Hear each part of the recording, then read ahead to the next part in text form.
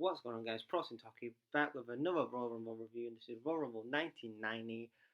Um, I thought that this Rumble was a really fun show, and I really enjoyed some of the matches on here. And you know what I really liked about it is that they had character, something that you'll see in a lot of these Royal Rumbles going into the 90s, and also this was a transition for the WWF. They was going into obviously the New Generation era a couple of years later. I think 1993 was it.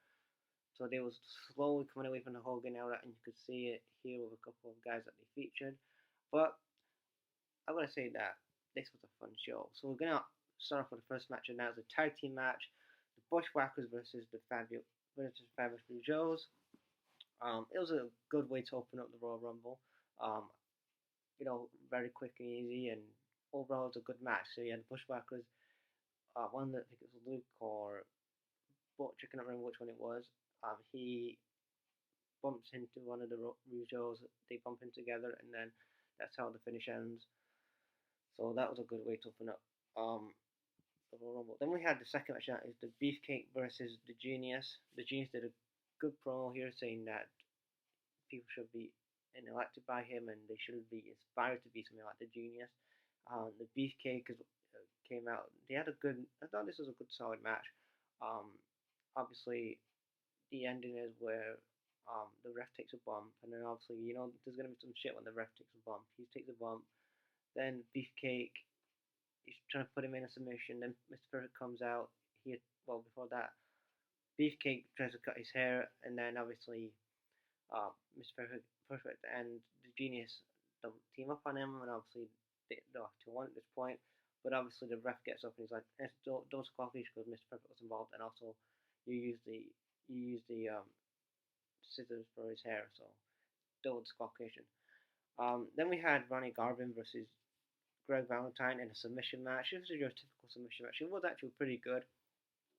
You had going figure fours and stuff like that. It was a really, it was a good typical submission match.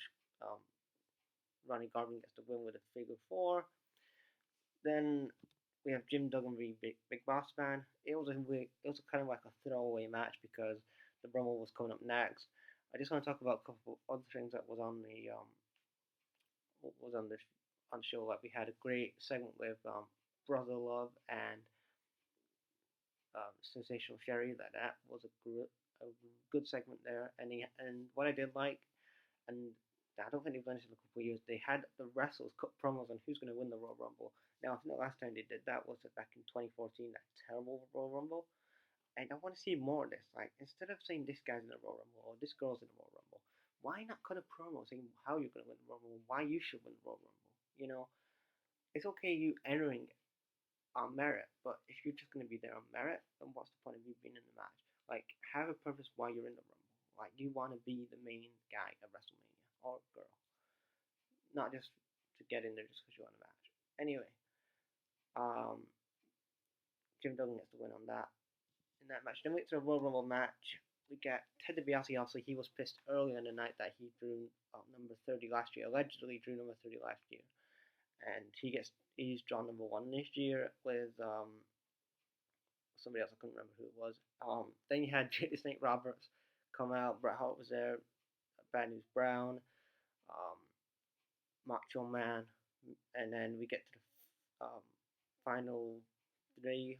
It was Bret Hart, Mr. Perfect, and it was Hulk Hogan. I thought that this was a really good a good way to find. But I wish that Mr. Perfect did win this match because I just think he should have won at least one Royal Rumble, and it was unjustified that he didn't win at least a Royal Rumble or a world title. Like, I would have loved to see Mr. Perfect win the title, at WrestleMania. And also that year it was Hogan and it was Warrior. I know in my other video it was Warrior Hogan, but obviously that was, yeah.